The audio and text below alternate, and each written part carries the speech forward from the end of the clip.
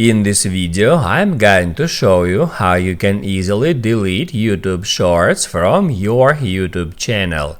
Be sure to watch the video to the very end so you don't make any mistakes, and of course do not forget to like this video and subscribe to my channel.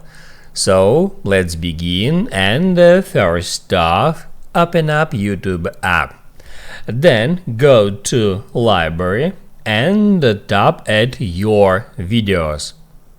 That will open up all your videos from that particular YouTube channel, and then towards the top of the screen you can easily find Shorts. You can tap on it to filter all your videos by just Shorts videos, and that's where you can remove any of these short videos just by hitting at these three dots and selecting delete. Then confirm it. That's it. Now you can write down in the comments below if you have any questions about that tutorial, and also I recommend you to check out my YouTube tutorials playlist, which you can easily find in the description.